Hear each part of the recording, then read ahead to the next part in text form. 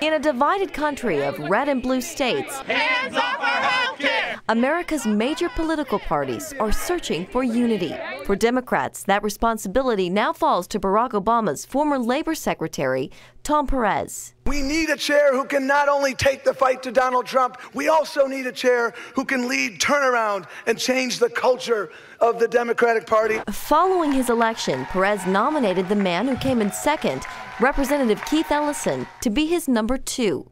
As the first Muslim to serve in Congress, Ellison had the support of progressives like Bernie Sanders. We got to win elections. We're in this mess because we lost not one election, but 1,000 elections. Perez's election led to a social media battle when President Trump tweeted, "I could not be happier for him or for the Republican Party."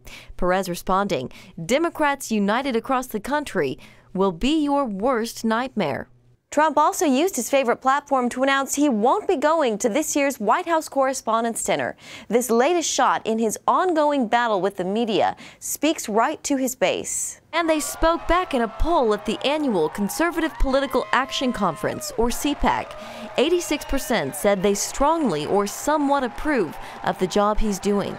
And I am just elated to be here with a lot of other deplorables. It's just wonderful. Absolutely, way more excitement this year than last year in terms of we're going to actually get some things done we needed to get done the last 8 years. And the president made clear his plans to deliver for evangelicals. And I want to thank, by the way, the evangelical community, the Christian community, because the support for me was a record, as you know. Not only in terms of numbers of people, but percentages of those numbers that voted for Trump. So I want to thank you folks. That was amazing, an amazing outpouring. And I will not disappoint you. The question now, can he keep his promises he's made on topics like Obamacare, border security, and taxes? Ted Cruz tells CBN News he likes what he sees so far. Listen, I think the first month on substance and policy has been very, very strong. Trump is going to need the support of lawmakers like Cruz and conservatives from all walks of the Republican Party if he wants to push his agenda through. Conservatives may unite behind Trump, but the tougher audience comes Tuesday when the president addresses a joint session of Congress. That's where bringing the divided country together gets a whole lot harder. In Washington, Jenna Browder, CBN News. Thanks, Jenna. Our CBN News political correspondent David Brody is with us now. Trump got an A+ from the CPAC. The conservatives in Congress, are they going to hold steady, you think? Is Congress going to break? Well, Pat, they're holding steady for now, but we've got a ways to go. You know, it was interesting when I was at CPAC on Thursday of last week, and, you know, Donald Trump on Friday made all of those promises. We're going to repeal and replace Obamacare. We've got tax reform. And then I thought to myself, well, what is CPAC 2018 going to look like? Because he's going to have to deliver on those promises. And there's already talk now that tax reform is going to get pushed to the end of the year. So, look, he's got a heavy lift here, Pat, and he's got to deliver results. Congressional Republicans are with him so far, but time, I don't want to say is running out. It's only been a month and a half, but he needs to get moving on those priorities. And here's the deal, Pat. He has got this interesting dance with Republicans up on Capitol Hill.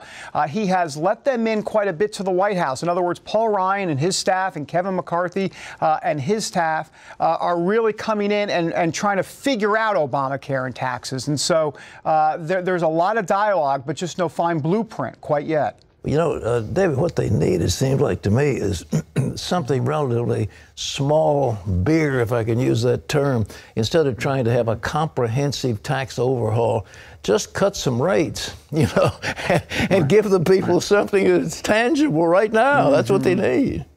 Well, and that's been part of the frustration, Pat. You're absolutely right that, you know, what is the plan? What exactly is going to happen here? I mean, they can't even agree right now on this border adjustment tax we've heard so much about. And that's really the central tenet of what Paul Ryan and the Republicans want, to basically tax imports and not tax exports, as you know.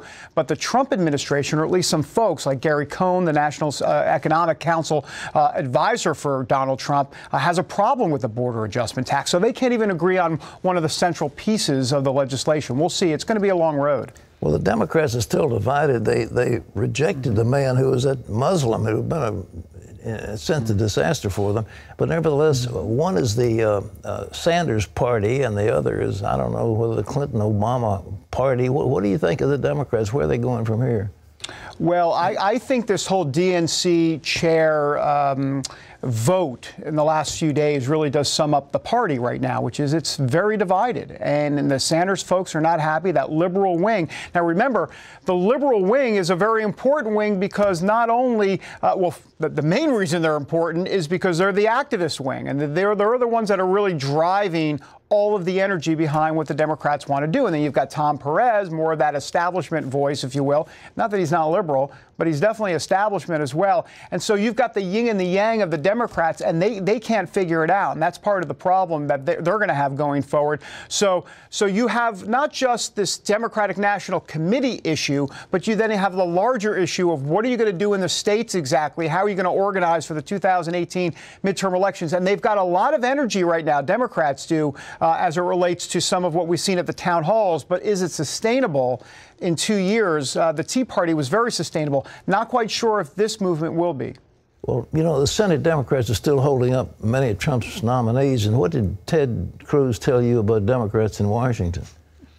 Very interesting. He says that Washington Democrats are suffering from Trump derangement syndrome. That's what he called it. I don't know if that's covered under any sort of copay out there, but it's out there. And I thought Ted Cruz was kind of being cute with that line, funny. But the underlying issue that he told me is that Democrats are actually not so much angry at Trump. They're angry at the American people. And when I asked him, what do you mean exactly? He said, look, they are angry that the American people voted for Donald Trump. And that was his main point. So that was kind of an interesting take. So you've got Donald Trump saying the press is the enemy of the American people. You've got Ted Cruz now saying that the Democrats are angry at the American people. There's some venom going back and forth. What a shock. It's Washington. A lot of venom going around here, Pat. Oh, I'm glad you're living there instead of me. I couldn't stand it. Well, one last thing. Trump once again singled the support he had from the evangelicals. It was about 83%. Unbelievable support in the election. Do you think he can handle, can he deliver on his campaign promise? Particularly, the thing that he mentioned was the Johnson Amendment, and it would be so easy to repeal that.